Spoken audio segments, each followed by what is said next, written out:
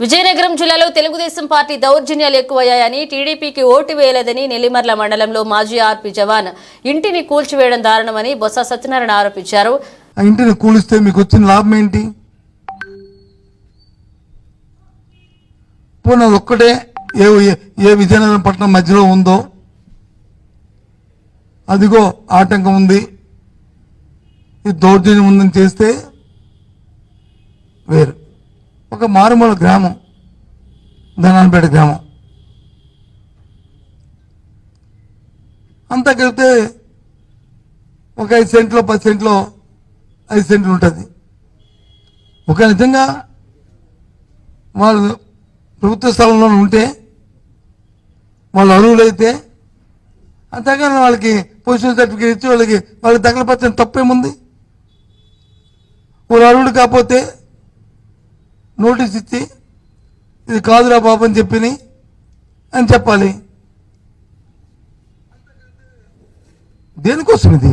ఏం సాధిస్తామని మీరు రాజకీయాలు అంటే ఇలాంటివన్నీ కూడా జిల్లాలో కొత్త సంస్కృతిని తేవడానికి మరి ప్రయత్నం చేస్తున్నారా? ఆలోచించండి. నేను ఆ స్థానిక ఎమ్మెల్యేని కోరుతున్నాను, ఇది కరెక్ట్ కాదు.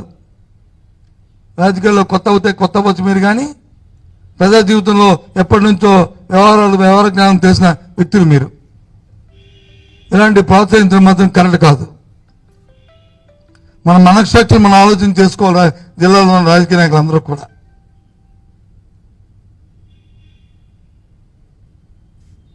ఇటువంటి దౌర్జన్యకాండల్ని తీవ్రంగా ఖండిస్తున్నాం. రాష్ట్రంలో జరుగుతున్నాయి. గత ఎన్నిక ఫలితాలు వచ్చిన దగ్గర నుంచి ఏ విధంగా జరుగుతున్నాయో చూస్తున్నాం.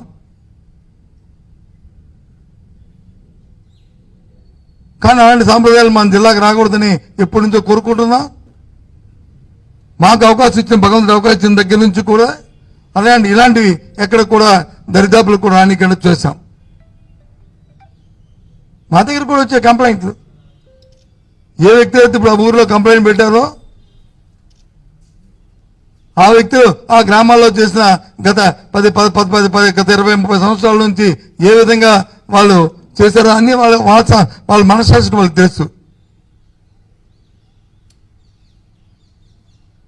ఎప్పుడైనా ఎవరు పొట్టాన్ని కొట్టడానికి కానీ, లేదా ఎవరి పేకాన్ని తీయడానికి కానీ, ఎవరు అవసరం ధ్వంసం చేయడానికి కానీ ఎప్పుడు ఆలోచన చేయలేదే. అవకాశం ఉన్నంత వరకు ఎదురుబడి సాయం చేయడానికి ఆలోచన చేస్తాం. రాజకీయం అంటే అది. ప్రజా జీవితంలో ఉన్న వాళ్ళు 10 శభాష అనిపించుకోవాలి. అలాగని నేను తప్పునొచ్చి ఒత్తాసు పలకట్లే. పాపం నేను చూశాను, నాకు ఎవరో ఒక అబ్బాయి పంపించి చూడండి ఎంత దీనంగా అవునాదు వింటుంటే. ఎవరైతే ఉన్నారో ఈ ఎంగినాయుడు, ఈ జవాను, రిటైర్డ్ ఆర్మీ జవాను, ప్రెసిడెంట్ ఆఫ్ ఇండియాను కూడా రిక్వెస్ట్ చేస్తున్నాడు, రాష్ట్రపతిని కూడా రిక్వెస్ట్ చేసుకుంటున్నాడు ఎంత ఈ జరిగిన దౌర్జన్యానికి.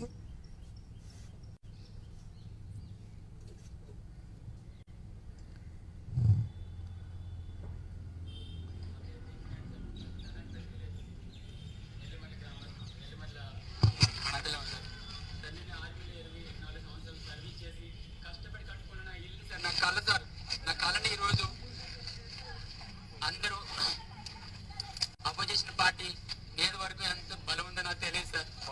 విధ్వంసం చేసి వచ్చి నా ఇల్లుని, నా గోడని అందరినీ కూర్చేశారు సార్. ఈరోజు నాకు మాట్లాడడానికి మాటలు రావట్లేదు చెప్పడానికి. ఎందుకంటే నేను 24 సంవత్సరాలు పర్వతాల్లో కూడా సర్వీస్ చేసి వచ్చి నా ఇల్లుని కూర్చుకున్నాను సార్. నేను వచ్చిన వెంటనే ఇది పవన్ కళ్యాణ్ గారు, ఎవరు చంద్రబాబు నాయుడు గారు అక్కడ చెప్తుంటారు ఒళ్ళు దగ్గర పెట్టుకొని చేయడం చేద్దామని చెప్పి. ఇదే కూటమి తాలేగా, కూటమి ప్రభుత్వం తాలేగా ఇలా ఉన్నాయి సార్. దీంతో పాటు బాధని నా బాధని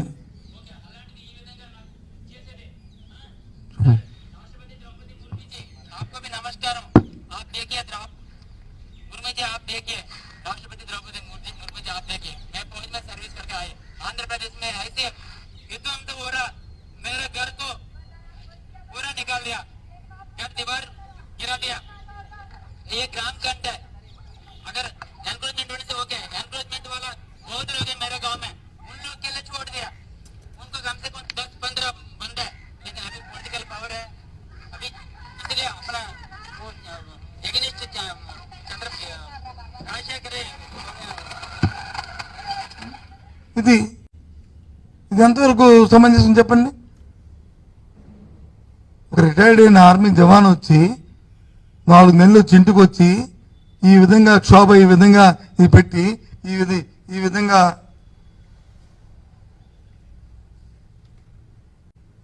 కూర్చోవేసి చేయడం అనేది సమంజసమా? ఎందుకంత కక్ష? రాజకీయాలు అంటే ఒకసారి ఎమ్మెల్యేలు అయితే, ఒకసారి మంత్రులు అయితే, ఒకసారి ప్రభుత్వాలు వస్తే వ్యక్తిగతమైన కక్షలు తీసుకోవడానికి కాదు. భగవంతుడు ఇచ్చిన అవకాశాన్ని ఎదుటి సాయం చేయడానికి చూసుకోవాలి. ఒకవేళ మనకు ఎవరైనా కోపంతోనో తాపంతోనో ఏదైనా చెప్పినా దాంతో కొంత సమయం పాటిస్తూ దాంతో ఎంత గ్రావిటీ ఉంది, ఏంటి విషయం అని తెలుసుకోవాలి. నేను జిల్లా కలెక్టర్ని కూడా నేను దీంట్లో ఆక్షేపిస్తున్నాను. ఏ విధంగా మీరు పర్మిషన్ ఇచ్చారు? ఒక ఆర్మీ జవాన్కి సంబంధించిన ఒక వ్యక్తిత్వాలకి ఇంటికి వచ్చి కూర్చోడానికి మీరు కలెక్టర్ గారు కదా ఒకసారి పిలిపించుకుని అబ్బాయిని నువ్వు రెస్పాన్సిబుల్ పర్సనే కదా, నువ్వు ఆలోచించు బాబు అని చెప్తే అయిపోయా.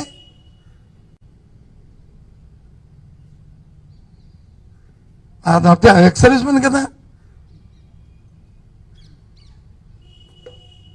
అందులో నాకు తెలియకూడుతున్నాను, ఎప్పుడైనా ఓ 30-50 మంది పోలీసులు వెళ్ళి ఇలాంటి సంఘటనలు ఎక్కడైనా జిల్లాలో జరిగా ఎందుకు వెళ్ళాలి అంతమంది? మన జిల్లాలో ఓ సబ్ ఇన్స్పెక్టర్ వచ్చి ఫోన్ చేసి వాళ్ళకి బాబు నువ్వు రా అంటే 5 నిమిషాల్లో వస్తాడు. అతను వచ్చి పోలీస్ స్టేషన్కి రిపోర్ట్ చేసి ఎందుకంటే నా బైండింగ్ ఉన్న వ్యక్తులు ఈ జిల్లాలో ఉన్నా అందరూ. ప్రతి సామాన్యుడి దగ్గర నుంచి నేనైతే నమ్ముతున్న వ్యక్తిని. అందరు రాజకీయ నాయకులు కూడా ఏ పార్టీ ఆ పార్టీ ఆ రకంగా చాలా మంది చెప్తుంటాను నేను. కానీ ఇలాంటి సంప్రదాయాలు ఏంటిది కొత్తది తీసుకొస్తాను ఇలాంటివి?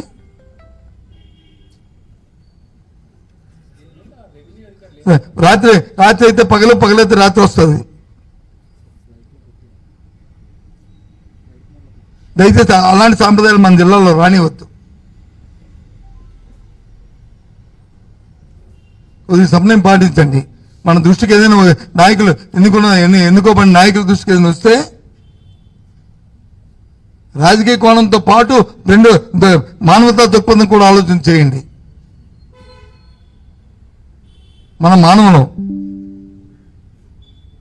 మనమేమి తిరుగుతున్న పక్షులను జంతువులను కాదు. మానవ కోణంలో కూడా ఆలోచన చేసి ఏదైనా కార్యక్రమం చేయాలి. అంతేగాని ఇలాంటి వాటిని తీవ్రంగా ఖండిస్తున్న ఇలాంటి విషయాల్ని ఇది మళ్ళీ రిపీట్ అవ్వకూడదు దయచేసి నేను కోరుతున్నాను.